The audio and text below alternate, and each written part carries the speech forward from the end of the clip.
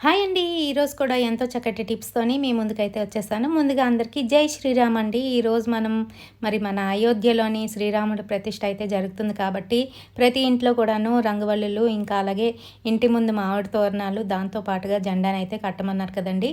సాయంత్రం అయితే దీపావళిలాగా చేసుకోమని చెప్పారు. అయితే మా వాళ్ళు అందరూ కూడా రెడీ అయిపోయారనమాట.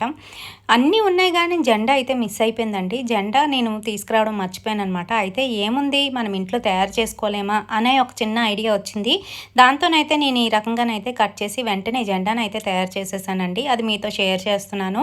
అదేంటంటే నా దగ్గర ఎర్ర రంగు జాకెట్ పీస్ ఉంది. దాన్ని ఈ విధంగానైతే కట్ చేసుకొని లేస్ అతికించుకొని చుట్టూ అంతా కూడాను ఇంకా మధ్యలోని ఈ రకంగా జై శ్రీరామ్ అని చెప్పి రాసేసాననమాట.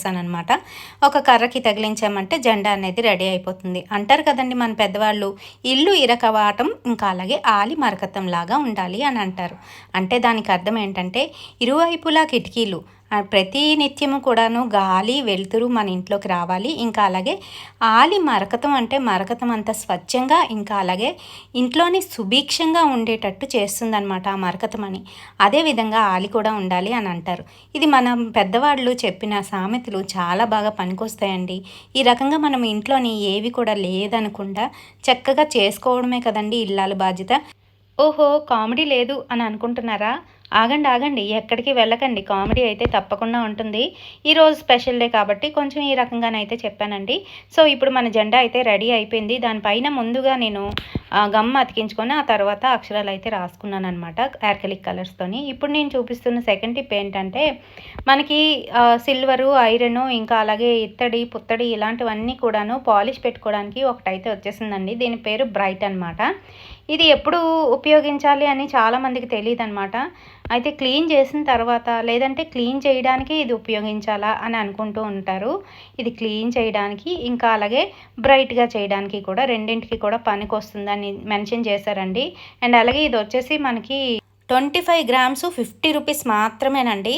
అయితే చాలా ఎక్కువ కదా! నాకేమనిపించిందంటే ఒళ్ళో పిల్లోడిని పెట్టుకొని ఊరంతా వెతికిందంట నాలాడ్డాయి ఎవరితో.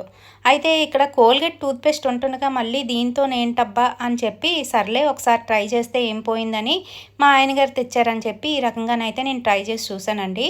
అసలు ఏమాత్రం పని చేయలేదనమాట. నాకైతే అస్సలు నచ్చలేదు. దాని బదులు కోల్గేట్ టూత్‌పేస్టే నయ్యం.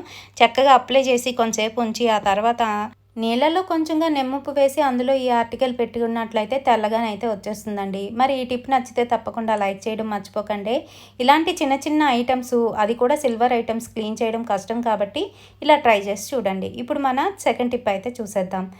మనము మిషన్లు కుట్టేటప్పుడు ముఖ్యంగా ఈ వైట్ మిషన్లు ఉంటాయే చాలా చికాకు పెడుతూ ఉంటాయండి. కిందన మనకి ఎలా క్లీన్ చేసుకోవాలని చాలామందికి తెలీదు. అదైతే చూపిస్తున్నాను. ఫస్ట్ అయితే బాబిన్ని తీసేసేయాలి. తీసిన తర్వాత బోత్ సైడ్స్ మనకి క్లిప్స్ టైప్‌లోని ఈ రకంగానైతే ఉంటాయన్నమాట. అవి సైడ్‌కి ఇలా అనుకుంటే మొత్తం అంతా కూడా ఈ రకంగా ఊడొచ్చేస్తుంది. ఇది రింగు అండ్ అలాగే లోన చూసారా ఈ రకంగాను బాబిన్ పెట్టుకునే కేస్ అనమాట ఇది. ఈ రకంగానైతే ఉంటుంది. చాలామందికి తెలీదు ఇది ఎలా క్లీన్ చేసుకోవాలనేది. పైనంతా కూడాను మనకి డస్ట్ అయితే పట్టేస్తుందండి. మనం స్టిచ్ చేసినప్పుడు చిన్న చిన్న పార్టికల్స్ అందులోకి వెళ్ళిపోవడం అనేది జరుగుతుందనమాట. అది ఎలా అంటే ఒక బూజులాగా తయారవుతుంది. అది జాగ్రత్తగానే ఏదైనా షార్ప్ ఆబ్జెక్ట్‌తోని మనం అదైతే బయటికి తీసుకోవాలి. చూస్తున్నారు కదా ఏ విధంగా పట్టేసిందో. అండ్ అలాగే మనం ఆయిల్ ఎక్కడ వేసుకోవాలని చాలామందికి తెలీదు. ఈ వైట్ మిషన్‌లో కేవలం ఒకే ఒక ప్లేస్‌లోనే ఆయిల్ అయితే మనం వెయ్యాలండి. మిగతా చోట్ల వేశారంటే మిషన్ పాడైపోవడం ఖాయం అనమాట. సో, ఇప్పుడు బాబిన్ కేస్ ఎలా పెట్టుకోవాలో అనేది చూపిస్తాను. చూస్తున్నారు కదా మూమెంట్ ఉంది కదండీ లోన. అక్కడ మనం ఒక వైపు వచ్చేటట్టు ఈ విధంగా పెట్టుకొని బాబిన్ కేస్‌ని జాగ్రత్తగా దానిలోకి ఇన్సర్ట్ అయితే చేయాలి ఈ రకంగాను. చేసుకున్న తర్వాత ఈ రింగ్‌నైతే ఫిక్స్ చేసుకోవాలండి. చూస్తున్నారు కదా! ఈ రింగు మనకి బోత్ సైడ్స్ చిన్న చిన్న పాయింట్స్ వచ్చాయి. కిందన ఒక పాయింట్ వస్తుందనమాట. అది గట్టిగా ఈ రకంగా ఇన్సర్ట్ చేసి బోత్ సైడ్స్ పిన్స్ ఏవైతే ఉన్నాయో అవి ఈ రకంగా పెట్టుకున్నట్లయితే చక్కగా అది అడ్జస్ట్ అయిపోతుంది.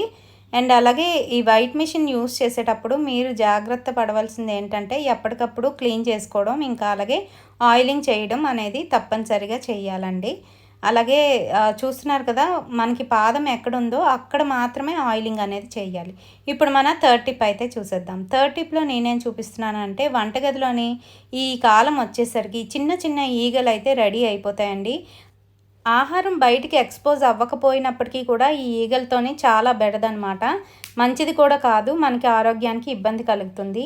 సో, ఈ ఈగలు పోవడానికి మంచి టిప్ అండి. మన దగ్గర ధూప్ స్టిక్స్ ఉంటాయి కదండీ! ఈ ధూప్ స్టిక్స్‌ని వెలిగించి రోజుకొక్కసారైనా ఖచ్చితంగా వెలిగించినట్లయితే దోమలు 3, 4 డేస్ కల్లా మటుమాయమైపోతాయి. ఇంక అసలు రావండి.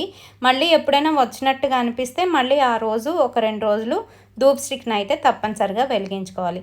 మరి ఈ టిప్ మీ అందరికీ కూడా చాలా బాగా ఉపయోగపడుతుందని నాకు తెలుసు. తప్పకుండా లైక్ చేయడం మర్చిపోకండి. ఇప్పుడు మన ఫోర్త్ టిప్ అయితే చూసేద్దాం. ఫోర్త్ వన్ టిప్ అనుకునే కన్నా మంచి యాడ్ అని చెప్పుకోవచ్చండి. ఎంపోకప్స్ వాళ్ళ ఒక చక్కటి ప్రోడక్ట్‌ని అయితే నేను ఇక్కడ చూపిస్తున్నాను. ఆయుర్వేదిక్ ప్రోడక్ట్ అండి. ఇందులోని మనకి హెర్బ్స్ అయితే ఉంటాయన్నమాట. దీన్ని కఫజ్వర కుడినీరు అని అంటారండి. ఇది మనం కషాయంలాగా అంటే మార్నింగ్ టైంలోని కొంచెంగా వాటర్ వేసుకొని ఒక స్పూను ఇందులో ఉన్న పౌడర్ ఏదైతే ఉంటుందో ఈ రకంగానైతే ఉంటుందండి. 2 గ్లాస్ వాటర్‌కి 1 స్పూన్ అయితే సరిపోతుందండి. అవి దగ్గరికి మరిగించుకున్న తర్వాత అవి ఇద్దరైతే తాగొచ్చనమాట. ఇలా తాగడం వల్ల కరోనా టైంలో మాకు చాలా మంచి యూజ్ అయితే కలిగింది. ఎటువంటి జ్వరాలు ఇంకా అలాగే కఫం పట్టకుండా ఉంటుంది. జలుబు, దగ్గు ఇలాంటివేవి కూడా రాకుండా ఉంటాయి. ఈ ఎంపకప్స్ వాళ్ళ కఫజ్వర కుడిని మీరు కూడా కొనుక్కుంటారని అనుకుంటున్నాను. నచ్చితే తప్పకుండా లైకు, షేరు, కామెంట్‌తో పాటు సబ్స్క్రైబ్ చేసుకోవడం మర్చిపో